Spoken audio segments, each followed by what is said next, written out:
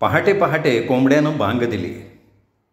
कोंबड्याचं ओरडणं कानावर पडल्या पडल्या बापूराव अंथरुणात उठून बसले.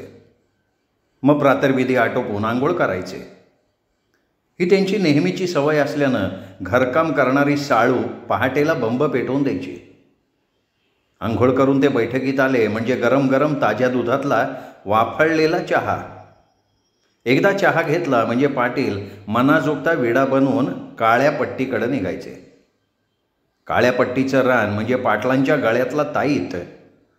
10 एकराचं रान होतं ते. वाटोळी ओढा आणि मोक्षगंगा यांचं मिलन जिथे व्हायचं तिथे एक बंधारा बांधला होता. बंधाऱ्याचं पाणी खाली वळणांना जायचं, पण या बंधाऱ्याचा एक फायदा झाला होता. पाटलांनी आपल्या काळ्या पट्टीत एक विहीर काढली होती. वरच्या बाजूनं बंधारा असल्यानं विहिरीला पाण्याचं भरपूर सर्क्युलेशन व्हायचं. 10 अश्वशक्तीच्या 2 मोटारी रात्रंदिवस चालायच्या, पण विहिरीचा काठसुद्धा ढिल्ला व्हायचा नाही. भरपूर पाणी पिऊन ऊसाचं पीक तरारून वरती यायचं. निळं काळशार 8 एकराचं ऊसाचं रान वाऱ्यावर एकसारखं सळसळत असायचं. ऊसात शिरायची कोणाची हिंमत व्हायची नाही. ऊस भलताच पोसला जायचा.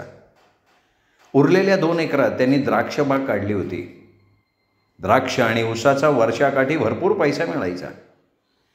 सेकंड क्लास बागायतीमधली पिकं घेतली जायची, पण बापूरावांचा जीव गुंतला होता तो काळ्या पट्टीत. जवळच्या साखर कारखान्यात ऊस आधी जायचा तो पाटलांचा. पाटलांच्या शब्दालाच तशी किंमत होती. काळ्या पट्टीला लागून शबरी लोकांची वस्ती होती. हे शबरी लोक जात्याच मुक्त प्रवृत्तीचे. गुलामी अशी त्यांना पटायचीच नाही. त्यामुळे दिवस उगवल्या उगवल्या भिल्ल जोडपं नदीच्या पाण्यात नाही तर बंधाऱ्याच्या पाण्यात शिरायचं. कमरेला लंगोटी लावून उघड्या बंब देहानं माशांचा शोध घेत राहायचं. कारभारणीच्या कमरेला एखादं विरलेलं पातळ किंवा फडके असायचं. मात्र कमरेच्या लुगड्याचं जाळं करून ते मासं पकडायचे. आपल्या कामात मग्न होऊन जायचे. काळाचं सुद्धा त्यांना भान राहायचं नाही. जवळजवळ त्या वस्तीतल्या सगळ्यांची हीच तरा. शिकारीच्या नादात मशगूल होणारी ही जोडपी घरी असली तरी कधीमधी मळ्यात कामाला यायची, पण शेती कामाची त्यांना एवढी आवड नव्हतीच. गरजेपुरते मासे सापडले म्हणजे त्यातले काही गावात जाऊन विकायचे, उरलेले तव्यावर शिजवून खायचे. अगदी सुखी जीवन जगायचे ते. त्यांना कसलंही बंधन नको होतं. निसर्गाच्या सानिध्यात जगायचं बास. चुकूनही हे लोक मळ्यात शिरायचे नाहीत. पहाटे पहाटे पाटील काळ्या पट्टीकडे फेरा मारतात म्हणून गुलाब नाईक विजेच्या मोटारी सुरू करून द्यायचा. एकदा एका फडाला लावलं म्हणजे तो निश्चिंत असायचा. पाटील विहिरीपाशी आले. मोटारी सुरू केलेल्या दिसत नव्हत्या. गुलाबाई विहिरी जवळपास कुठे दिसेना म्हणून त्यांनी हाक मारली, गुलब्या. आलो आलो मालक आलो. तो धावत पळत जवळ आला. काय रे, मोटारी सुरू केल्या नाहीत का? लाईन गेली मालक. केव्हा? झाला असं थोडा वेळ. काय म्हणायचं या वीज बोर्डाला? लाईन जाते मग करतात काय हे वायरमन? याच्यामुळे शेतकऱ्यांचं नुकसान होत नाही का? अर्थात त्यांना काय देणं घेणं आहे म्हणा. लाईन जाओ नाही तर कायमची बंद पडो, मरणार तो शेतकरी राजा. यांना काय त्याचं? हे काय महिना भरला की पगार घेणार. वरून आणखीन अडल्या लोकांकडनं मिळतंच त्यांना काहीतरी. भाऊ, म्या मोटारी सुरू केल्यात आणि बांधापत्र गेलो नाही तो इकडं मोटारी बंद झाल्या. मग बस आता रामराम करत. आणि आली असं लाईन तर सुरू करून बघतो की. बघ बाबा बघ. गुलाब मोटारीजवळ गेला. हिरवं बटण दाबताच पाणी फुर्र फुर्र करून रबरी पाईपमधनं घाईगर्दीनं बाहेर आलं. त्याने लगेच दुसरी मोटार सुरू केली. पाटील थोडंसं हसून म्हणाले, कुणावर विश्वास ठेवावा काही कळत नाही बुवा. ही वीजसुद्धा ना शेतकऱ्यांची गंमत करते बरं का. रुसून बसली तर 2-2 दिवस दर्शन देत नाही. पण आहे मात्र कामाची बरं का. एकदा कामाला लागली की क्षणाची उसंत घेत नाही. काय रे? जी. पाणी कुठे लावलंय? जी खालच्या अंगाला. म्हणजे इकडच्या पट्ट्या भरल्या गेल्या का? नाही, खालच्या अंगानं पाणी लावलंय. अरे 8 एकराचं रान आहे, अजून जसंच्या तसं आहे. 15 दिवस झाले ऊसाला पाणी देऊन. बघ पाणी कमी पडायला नको आहे, त्यामुळे ऊस वजन देत नाही, हलका पडतो तो गुलब्या. गुलब्या पाटलांनी बाजूच्या झोपडीकडे बघून म्हटलं, जी काळी दिसत नाही कुठं कुठं गेली? ती गेली माहेरला. अशी मध्येच? का रे? या काळीची आणि इजची रास एकच आहे भाऊ. ईज जशी कवा बी येती कवा बी जाती, तीच गत माझ्या काळीची. काय सांगू भाऊ तुम्हासनी, ह्या माझ्या बायकोला ना आईचा बाचा लय पुळक आहे हो. मी आयो असा फाटका माणूस, पण ही नेहमी आपल्या माहेरचा त्वाराच दाखवती मला. आता बायको नवऱ्याच्या घरी आली मग तिशा कशाला पाहिजे हो तिला आपल्या माहेरचा त्वारा? काय म्हणत 2-4 गुर्रांदा आईच बाकरे आहेत, पण म्हणती कशी माझा बाल आहे श्रीमंत आहे, माझ्या बाने अशी गरीब माणसाच्या दावणीला बांधून टाकली मला. काय म्हणायचं आता तिला? अहो जगामध्ये लय श्रीमंत माणसं आहे ते बघ की म्हणावं. अहो नवरा बायकोनं चटणी मिरची खावी पण जीवनामध्ये समाधानी राहावं, राजा राणीवाणी जगावं. ही फाटकी झोपडी म्हणजे माझा राजवाडाच आहे का नाही? झोपडीत झोपल्या झोपल्या रातीला चांदोबाचं दर्शन होतं. अहो राजाला सुधी घे सुख मिळत नाही, ते मला माझ्या गरिबीमध्ये मिळतंय. बरं ठीक आहे, ती आली म्हणजे मी सांगतो तिला, नाही नाही एवढं करा मायबाप माझ्यासाठी, तुमचं हे उपकाराचं वज मी जलमभर नाही विसरणार. भाऊ मी आडानी माणूस आहे, तुमच्या वाणी 4 बोकं शिकलेलं नाही. पण माणूस कसं आहे, एकटा येतो एकटा जातो, इथलं इथंच राहून जातं. संगतीने काय येतं का? नाही आहे. मग जेवढं भोगलं तेवढं बरोबर येतं. कशाला भांडावं माणसाने एकमेकांमध्ये? माणसाचा जन्म लाभला ना सुखान राहावं ना माणसाने. अगदी बरोबर बोलतोयस तू गुलब्या. तू अशिक्षित आहेस पण हुशार आहेस. आता बाकीचे गडे आले म्हणजे लगेच कामाला लागा म्हणू त्यांना. नाही नाही काय काळजीच करू नका, मी आहे ना इथं. एकेकाच्या मानगुटीवर पाय ठेवून काम करून घेतो बघा. बापूराव पाटलांनी तिथून आपले पाय पाडते घेतले.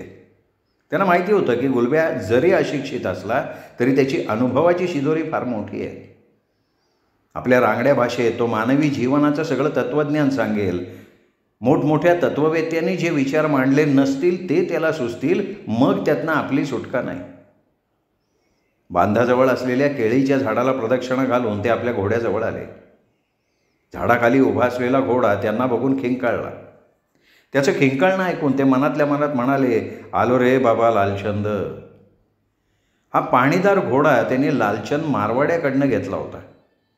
पाटलांच्या मनात तो भरला होता, त्यासाठी त्यांनी वाटेल तितके पैसे मोजले होते.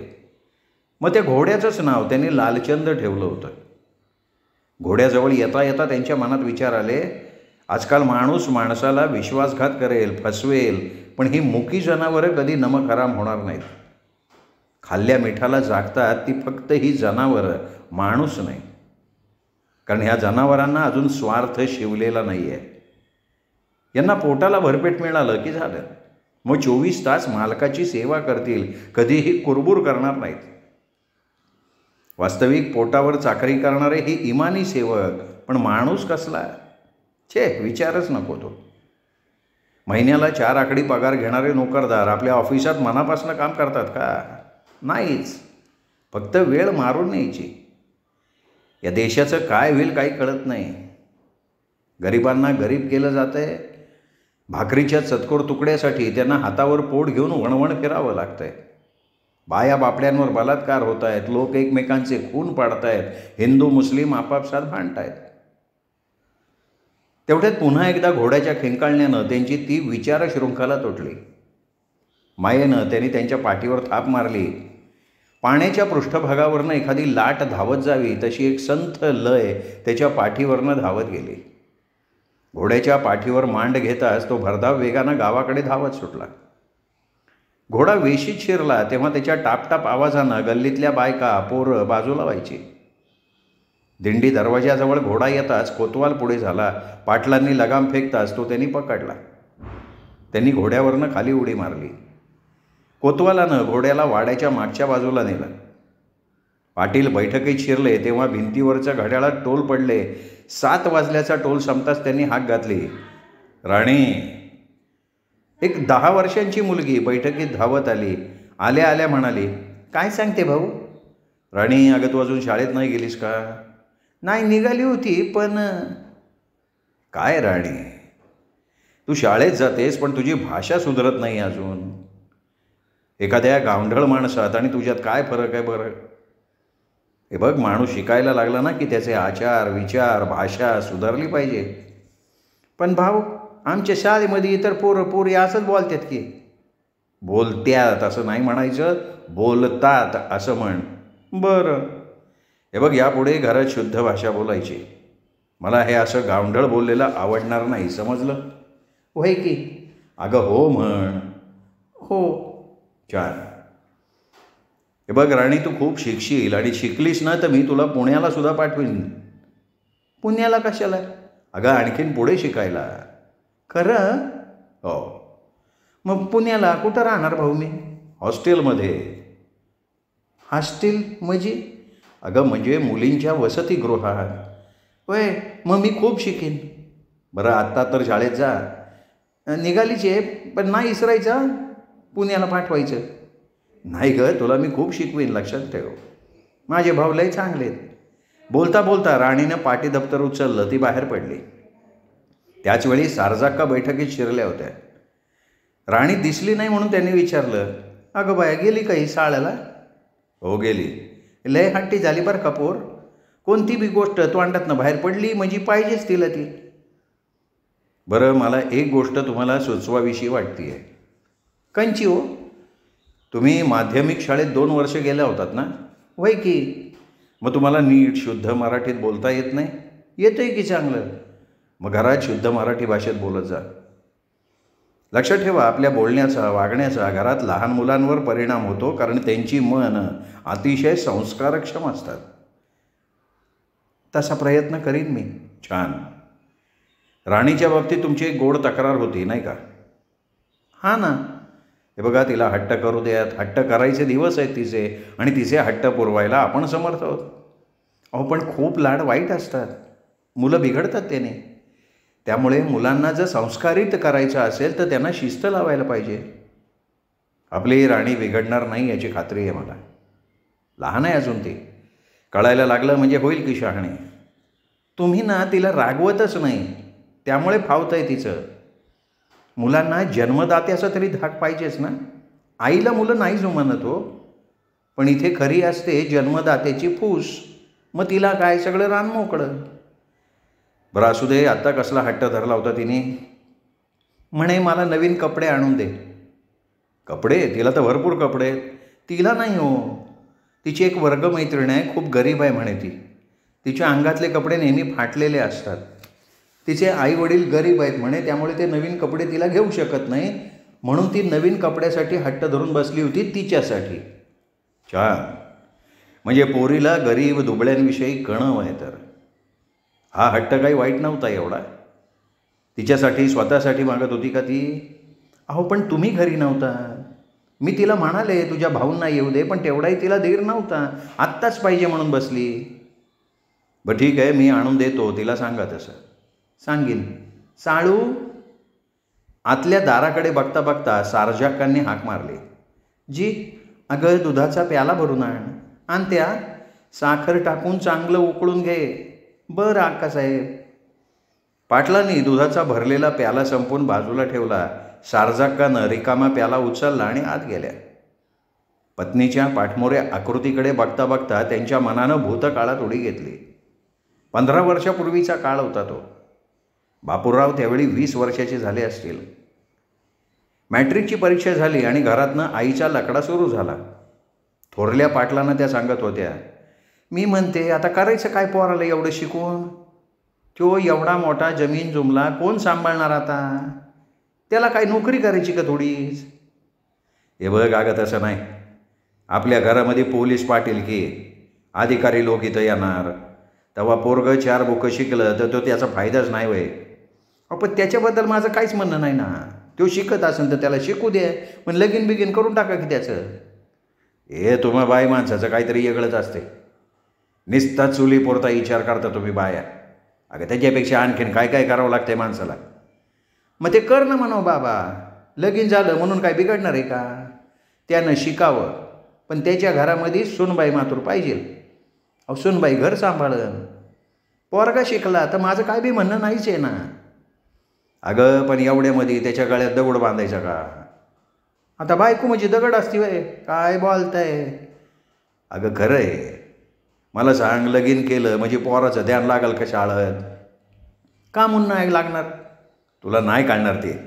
काय बी असू द्या, मला मातूर माझी सुनबाई पाहिजे लवकरात लवकर. थोरल्या पाटलांना शेवटी आपल्या पत्नीचं मन काही मोडता आलं नाही.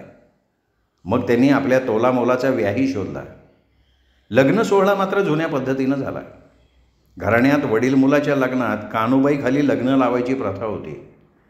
कारण कानूबाई पाटील घराण्याची आद्य दैवत. जवळजवळ 15 दिवस तो लग्नविधी चालला. गल्लीच्या ह्या टोकापासून शेवटच्या टोकापर्यंत आम्रवृक्षाच्या डहाळीचा मांडव होता. भावकीतली माणसं रात्रंदिवस राबत होती. कानूबाईचा प्रसाद तयार करायचा म्हणजे आम्रवृक्षाचीच लाकडं हवीत. मग त्यासाठी काळ्या पट्टीतले भरदार आम्रवृक्ष तोडले गेले. वाडा बायका पोरांनी भरला गेला. एकुलत्या एका मुलाचं लग्न, मग लग्नाला सगळेजण आलंच पाहिजे. त्यामुळे लांबलांबचे पाहुणे येऊन वाड्यात तळ देऊन बसले. वाडा गजबजून गेला होता. चुली थंड होत नव्हत्या. दिवस उगवल्यापासून तर रात्री 12पर्यंत 4 बायका चुलीजवळ राबत होत्या. त्यांच्या हाताला क्षणाचीही उसंत नसायची. येणाऱ्या जाणाऱ्याचा मानमरातब राखला जात होता.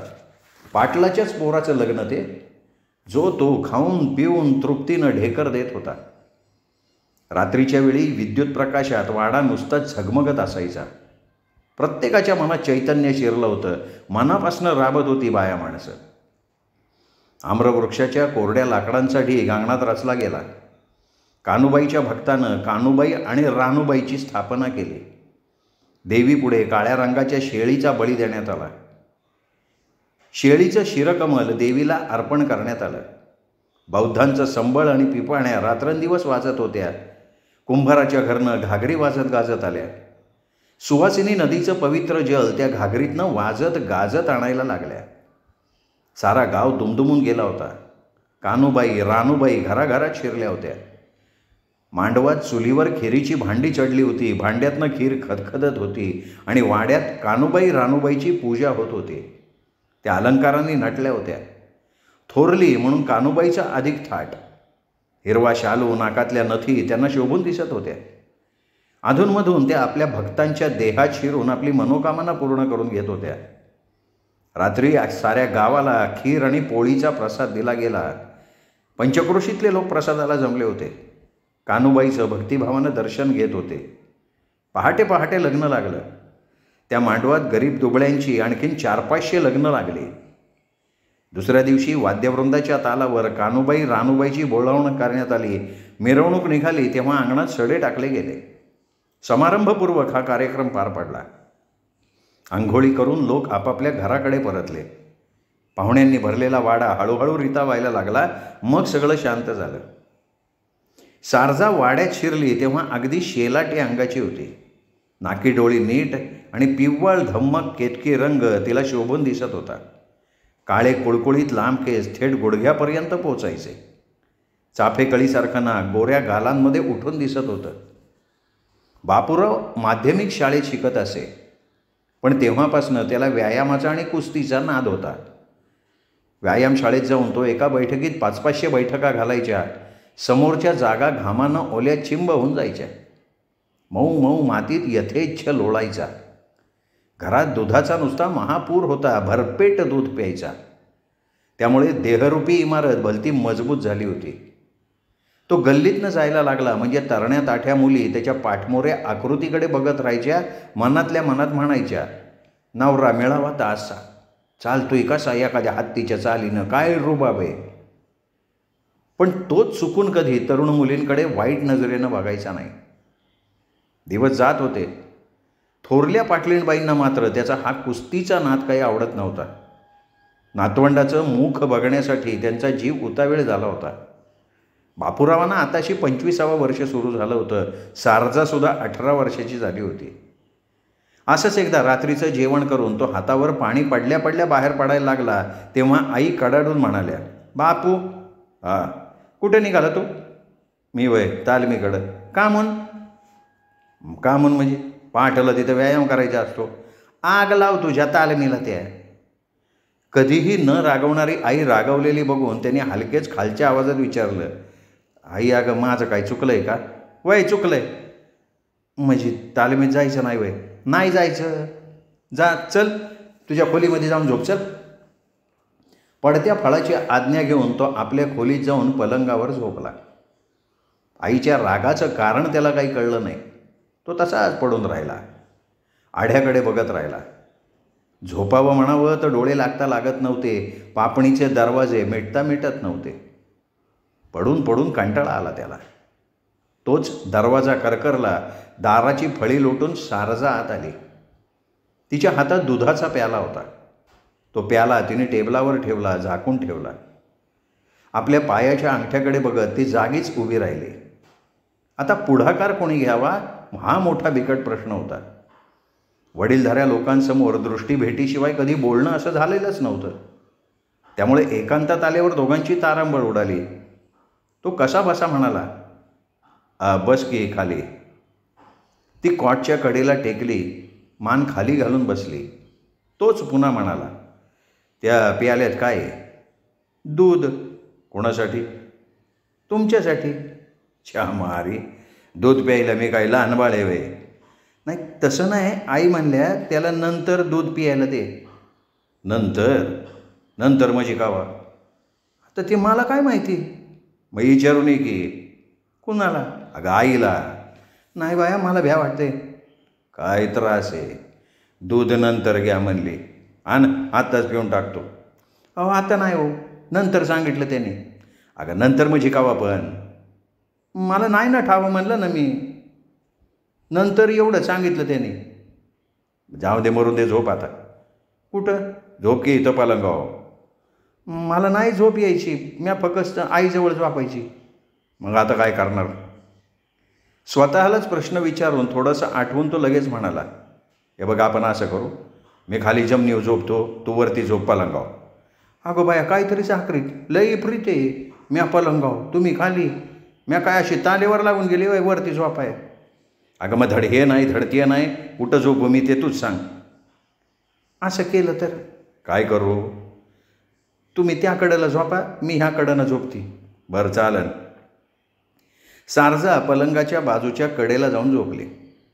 आपलं तोंड मात्र तिने भिंतीकडे केलं. तो अलीकडच्या कडेला झोपून छताकडे बघत राहिला. त्याचवेळी त्याचं लक्ष गेलं भिंतीवरच्या कॅलेंडरकडे. भगवान श्रीकृष्ण झाडाच्या फांदीवर बसून मुरली वाजवत होते. पाण्यात आंघोळीला शिरलेल्या गोपिकांची काठावर ठेवलेली सगळी वस्त्र गोळा करून बाजूच्या फांदीवर त्यांनी ठेवली होती. गोपिका पाण्यात शिरून आंघोळी करत होत्या, मग्न झाल्या होत्या. आंघोळी करून बाहेर येतात तर त्यांच्या लक्षात येतं की आपली वस्त्र तिथं नाही आहेत. काही अर्धनग्न अवस्थेत पाण्यातच उभ्या, काही लज्जेनं अब्रूरक्षणासाठी परत पाण्यात शिरल्या. ओली वस्त्र त्यांच्या देहाला चिकटून बसली होती. त्यातनं त्यांची तारुण्यानं मुसमुसलेली गात्र आणि गात्र बाहेर डोकावत होती. भिजलेल्या वस्त्रात गोपिका उभ्या उभ्या श्रीकृष्णाला आर्जव करत होत्या, दे रे कान्हा चोळी आणि लुगडी. बापूराव मनातल्या मनात म्हणाला, बघा देवासारखा देव तो पण बायकांची चेष्टा करतोय आणि याला आम्ही भक्ती भावानं पूजतोय. याची हे धंदे कळं ना कुणाचा आदर्श ठेवावा माणसाने डोळ्याच्या समोर. देवासारखा देव आहे हा आणि बायकाची छेड काढतो. आम्ही तर तुझ्या मानाला लय किरकोळ बाबा. समोरचं ते चित्र पाहणं त्याला असह्य झालं. त्याने आपले डोळे बंद करून घेतले. त्याचं डोकं गरगरायला लागलं. तो नाही नाही असं जोरात ओरडला आणि ताडकन उठून बसला. अर्धवट झोपेत असलेली शारजा तीही ताडकन उठून बसली. भीतीनं घाबरलेल्या नवऱ्याकडे बघत राहिली. मग जवळ सरकून त्याच्या खांद्यावर आपला नाजूक हात ठेवून मधुर आवाजात म्हणाली, ओ काय झालं? काही एखादं सपान बिपान बघितलं का? लय घाबरले की तुम्ही. बोलता बोलता तिने त्याच्या गालावरनं हात फिरवला. तिच्या नाजूक हाताचा स्पर्श होताच त्याला मोरपीस फिरवल्याचा भास झाला. अगदी स्वर्गीय सुखसागरात बुडत असल्याचा त्याला भास व्हायला लागला. देह अगदी हलका फुलका होऊन अधांतरी भ्रमण केल्यासारखं त्याला वाटलं. तो हात तिने तसाच ठेवावा म्हणून त्यांनी तिच्या हातावर आपला हात ठेवला. तो स्पर्श त्याला हवा हवासा वाटायला लागला. तो स्पर्श आयुष्यात त्याला पहिल्यांदा होत होता. ज्या स्पर्शानं माणूस तहान भूक विसरतो तो सुखद हात त्याच्या गालावर पडला होता. मग तो सगळं काही विसरला, आपला वाडा विसरला, वाड्याचं अस्तित्व विसरला. त्याला समोर दिसत होती ती तारुण्यानं मुसमुसलेली एक सुंदर यौवना. त्याने तिला खसकन जवळ ओढलं. वेल झाडाला चिकटावी तशी ती त्याच्या देहाला चिकटली. देहभान विसरून दोन देह स्वतःचं अस्तित्व विसरून कधी एकजीव झाले त्यांना कळलं सुद्धा नाही. दोघांची मनोभूमी तृप्तीनं ढेकर देत असताना ती हलकेच म्हणाली, ते तेवढं दूध पिऊन घ्या. नंतर म्हणजे आत्ता समजलं का नाही आपल्याला. दोघं खो खो करून हसायला लागले. हो भाऊ, हो भाऊ. कोण? अहो मी आहे साळू, खायचं नाही का? अरे बापरे, किती वाजलेत ग? घड्याळाकडे बघितलं तर मोठा काटा 12कडे सरकत असताना 11चे ठोके पडले. भाऊ बसताय ना? हो आलोच वाढ. हातपाय धुवून ते ताटावर जाऊन बसले. राणी शाळेतनं आली होती. आपलं दप्तर ठेवता ठेवता ती म्हणाली, भाऊ मला तयार कपड्याचा जोड हवा आहे. अगं तुला पुष्कळ कपडे आहेत की. मला नाही हो, माझ्या वर्गातल्या एका गरीब मुलीसाठी. बिचारीचे कपडे फार फाटलेत बरं का. छान. राणू बेटी, हे बघ मी उद्या तालुक्याला जाणार आहे. तुझ्या मैत्रिणीसाठी चांगल्यापैकी तयार कपड्याचा जोड घेऊन येईन. तुझ्याच वयाची आहे ना ती? हां. मग येईन मी घेऊन. भाऊ तुम्ही आईपेक्षा किती चांगले हो. हे बघ आईला राग येईल बरं का. येऊ द्या, चांगल्याला चांगलं म्हणलं तर बिघडलं कुठं.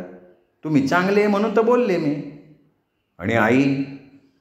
सारजाक्कांच्या वटारलेल्या डोळ्याकडं बघता बघता ती घाबरून म्हणाली, नाही नाही, आई पण चांगली आहे, तुम्ही दोघं चांगले.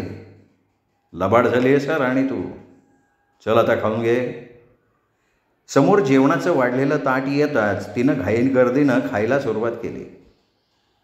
पाटील आपल्या कन्येकडे भरल्या नजरेनं बघत होते. थोरले पाटील आणि पाटलीणबाई असताना ही कळी त्यांच्या संसार वेलीवर उमललेली होती. आपल्या नातीवर त्यांचं भलतंच प्रेम होतं. दुधापेक्षा ते साईला जास्त जपायचे.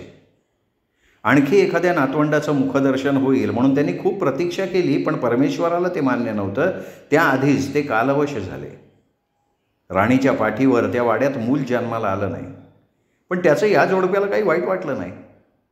बापूरावांचे विचार फार थोर होते. ते स्वतःशी म्हणायचे, मुलगा किंवा मुलगी काय फरक पडतोय दोघात? दोघांमुळे वंश चालतोच की. नाहीतरी कायद्यानं जावई बापूंच्या रूपानं एक मुलगा मिळणारच आहे, मग कशासाठी चिंता करायची? काळजी करून कुठल्याही समस्या सुटत नाहीत. हा असा विचार करून ते आपल्या जीवनात समाधानी होते आणि त्यामुळे ते दाम्पत्य जीवनात सुखी होतं. ओठांना लावलेला तृप्तीचा प्याला संपता संपत नव्हता. श्रोते हो, साहित्य पंढरी या कथाकथन चॅनलवर तुम्ही ऐकत होतात प्रभाकर बागुल लिखित देवमाणूस या कादंबरीचा दुसरा भाग. तिसरा भाग साहित्य पंढरी या कथाकथन चॅनलवर उद्या. तोपर्यंत नमस्कार मित्रो.